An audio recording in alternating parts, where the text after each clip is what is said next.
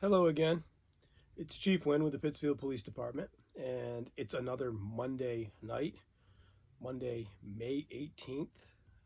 And if you're the adult listening to this, today is the day that we learned what the four-phase reopening plan would look like. And it's going to be slow, and we're going to be at this for a little while longer. So I thought I'd take the opportunity to record some more stories for story time with the PPD.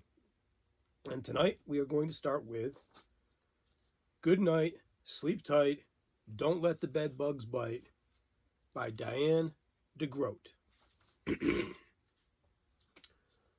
So let's get started.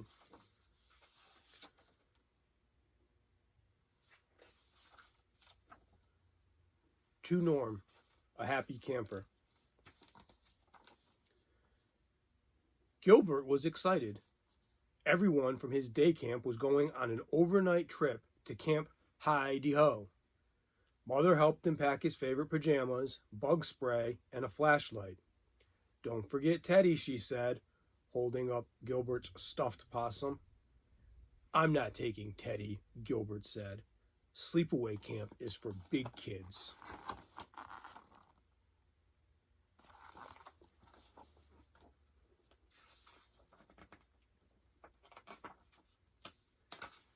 Frank was worried when Gilbert met him on the bus.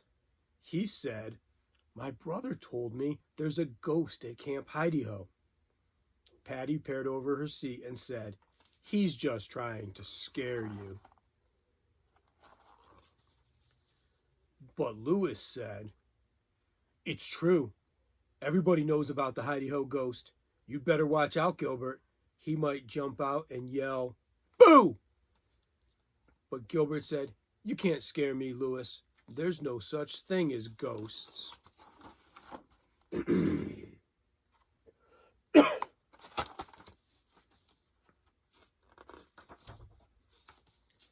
After a long ride, the bus pulled into the Hi-de-Ho campground. Gilbert and Frank unpacked in the boys' cabin. Bunk beds, Frank said, taking the top bunk. I like sleepaway camp. Me too, said Gilbert, taking the bottom bunk. But Lewis said, Just wait until dark. Then we'll see how much you like it. You'd better not try to scare us, Gilbert said, or you'll be sorry. Boo-hoo, said Lewis. I'm scared.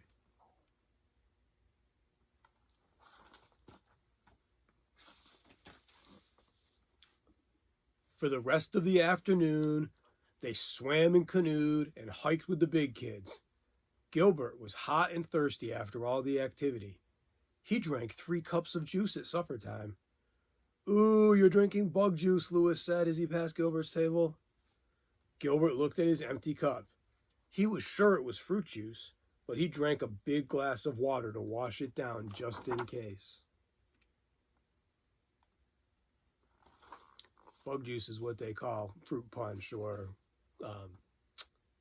flavored Kool-Aid at camp. After supper, they roasted marshmallows over the campfire. Lewis said, Let's tell ghost stories. He was shining his flashlight under his chin, making scary faces. Frank whispered in Gilbert's ear, I don't think I want to hear a ghost story. Me either, said Gilbert quietly. But one of the big kids had already stood up. He said, The campers who have been here all summer have heard this story, but I'll share it with our guests. He started speaking in a spooky voice. What I'm about to tell you is all true. It happened many years ago, right here at Camp Hi-de-Ho.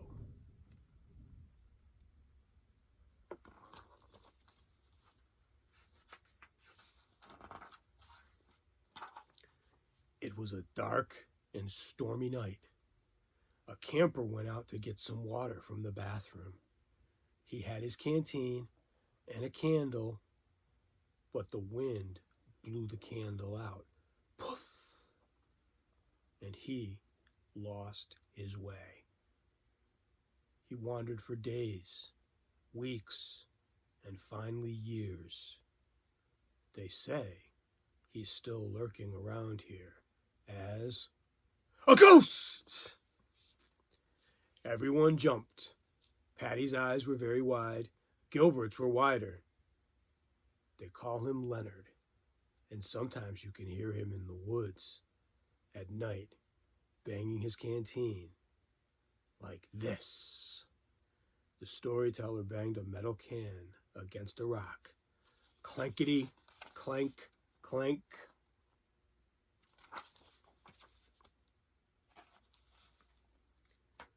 Then he crouched down and said softly, and sometimes, if you listen very carefully, you can hear lost Leonard crying. Boo-hoo, boo-hoo. No one made a sound. Gilbert held his breath. Then right behind him came a loud boo! Gilbert flew off his seat. He turned and saw Louis laughing at him. "Louis," he said, "that's not funny." "What a scaredy cat," Louis said. "I am not," Gilbert answered, but his heart was pounding very quickly.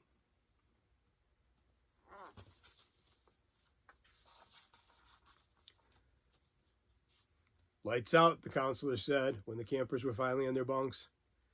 "Good night. Sleep tight." "Don't let the bedbugs bite," Louis answered. Everybody shut off their flashlights, except Gilbert. What if there were bedbugs in his bunk?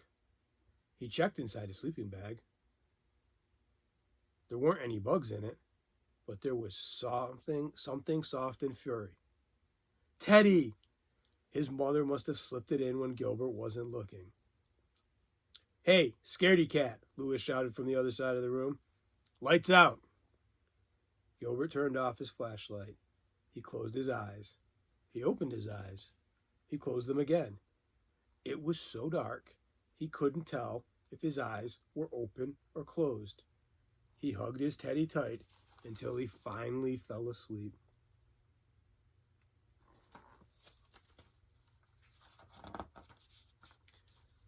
But in the middle of the night, Gilbert was wide awake again. He wished he hadn't had so much juice. Now he had to go to the bathroom. He was afraid to go out in the dark, but he was more afraid of wetting the bed. Louis would make fun of him again. The more he thought about it, the more he had to go. "Frank," he whispered. Frank snored. He was sound asleep. Gilbert would have to go alone. Carefully, he followed the path to the bathroom, but it seemed much longer than he remembered. He could easily get lost. Maybe he would end up wandering around the woods for years, just like lost Leonard.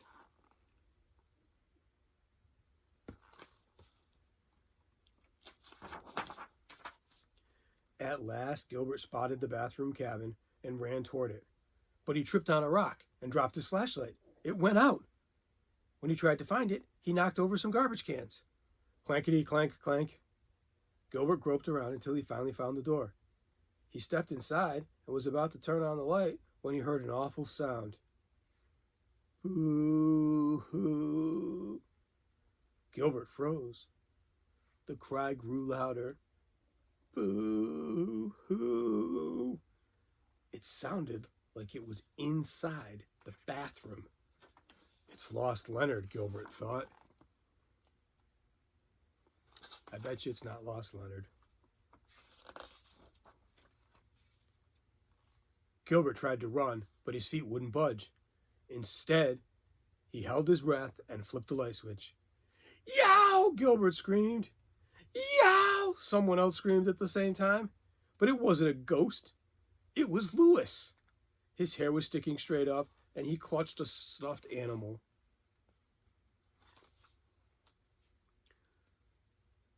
Louis sniffed. "Gilbert, you better hide. Lost Leonard is out there. Didn't you hear that clanking noise?" Gilbert could see that Louis was very frightened. He felt sorry for him, but not sorry enough to tell him the truth. Gilbert bravely opened the door and called, "Hello? Leonard, are you out there?" There was no answer. "I think he's gone," Gilbert said. I don't hear any clanking. You're right, said Louis, peeking out the door. But he waited for Gilbert to go out first, just in case.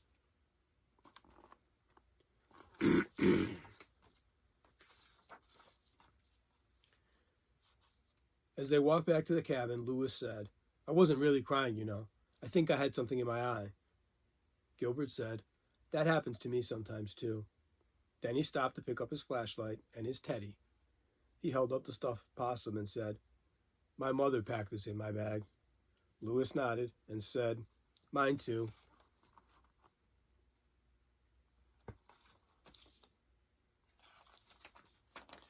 On the bus ride home, Patty said, sleepaway camp was fun. Then she added, except for the ghost story. I kept thinking I heard noises in the middle of the night. Frank said, I'd be scared if I heard Lost Leonard. Louis laughed and said, what a bunch of scaredy cats.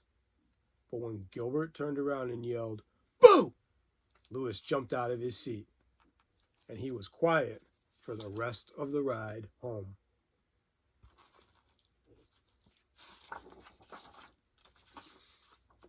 The end. Louis was a little bit of a bully, and Gilbert was pretty brave, and Mom was pretty smart. And I remember when I went to my first overnight sleepaway camp, all the big kids wanted to tell ghost stories and scare us too. But it's all right. They're all make-believe. So I hope you enjoyed Good Night, Sleep Tight, Don't Let the Bedbugs Bite by Diane deGroat. And I'll see you soon.